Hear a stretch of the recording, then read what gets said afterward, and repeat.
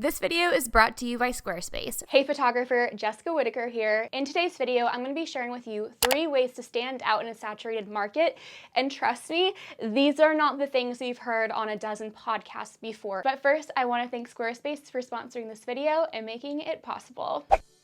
A photo speaks 1,000 words, but a polished and professional portfolio can get us those $1,000 clients. Enter Squarespace, the all-in-one platform for websites and domains. Photographers, it's time to be done settling for slow-loading websites with tedious plugins. I trust Squarespace's all-in-one platform to keep me booked and busy. Pick from one of their dozens of contemporary drag-and-drop layouts, host your custom domain and email with them, and even conduct successful email campaigns. Everything you need to run a successful photography business under their umbrella and at your fingertips. You can head to squarespace.com to begin your free trial, and when you are ready to launch your beautiful professional website, you can go to squarespace.com/Jessica Whitaker to get 10% off of your first purchase of a website or a domain. Number 1, when I was writing this point out, I have to admit a shiver went down my spine as well because it is kind of cringe, but there's no better way to say it. You have to actually be yourself. And I know you've heard that so many times, it's been said since the dawn of time, but listen to me. You as a photographer need to be yourself, not just your work. You need to be self, not just work. How do you do that? Number 1, you make an actual daily appearance on your Instagram stories with your face and not just a cameo every once in a while. You share the things that you are passionate about because you are a multifaceted creative. You probably don't just do photography. You might also paint. You might also be really into film. Maybe you're a musician. Maybe you do calligraphy. Whatever realm of creativity it is for you, you need to share that. But it also goes beyond just our identities as artists.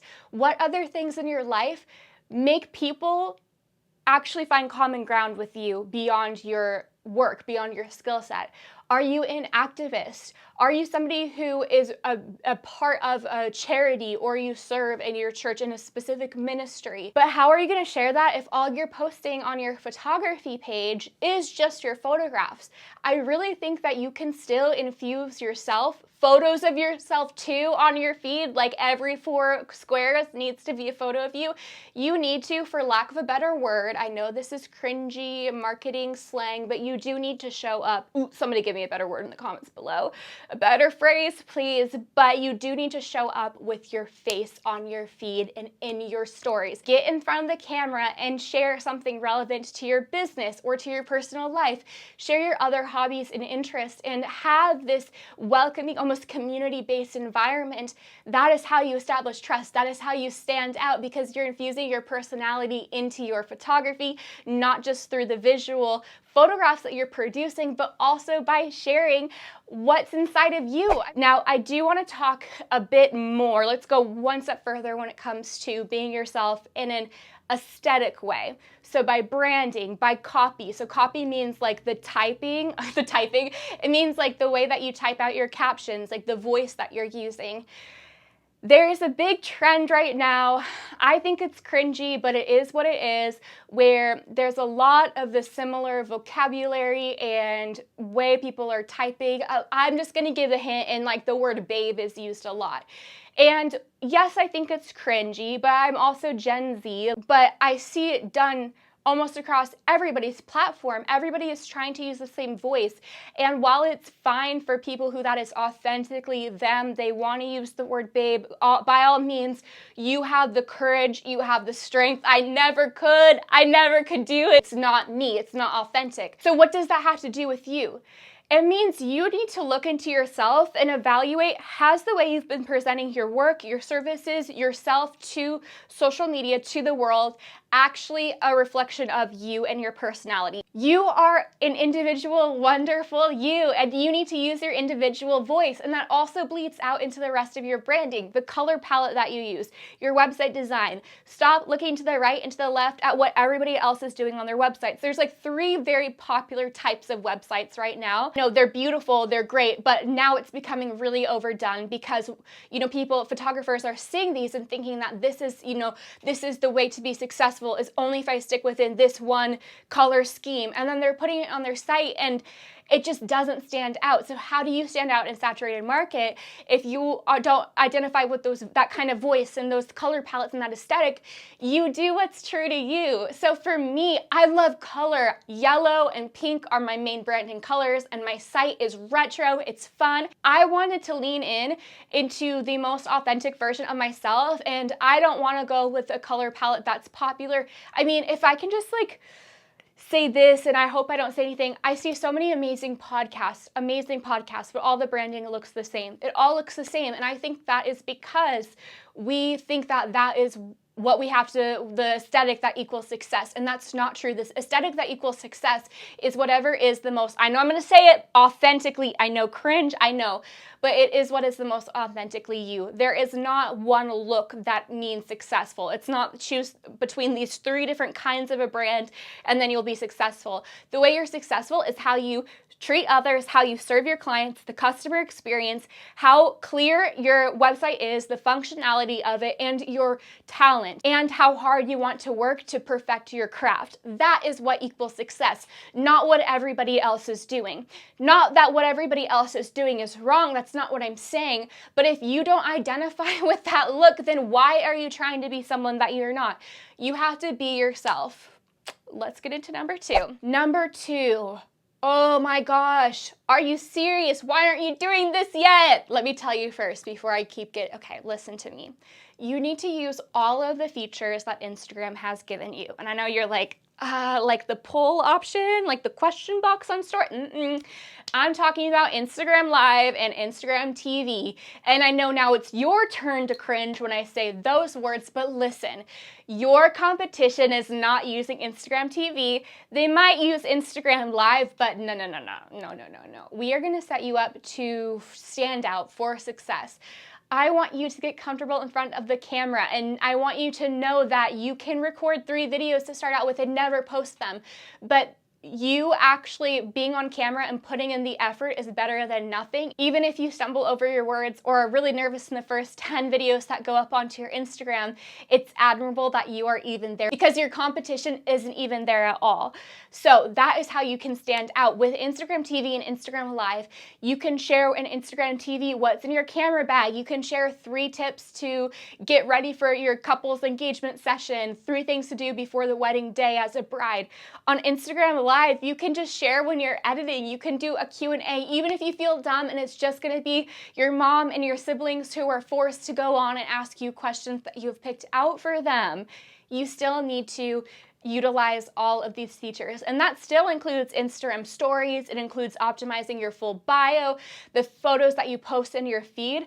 But I really want to speak to the importance of using these more interactive features where you're showing your face every day, almost every other day on Instagram TV and Instagram stories. And what's so great about within this app is that you don't have to get out your DSLR, make a big production of it. This isn't a YouTube video. Even with YouTube, it doesn't have to be a big production. Get your phone in front of the window and record. Edit doing the bare minimum, or don't even edit at all. Do it as a one take. That's what I did for several videos. And yes, I stumbled over my words, but you know what?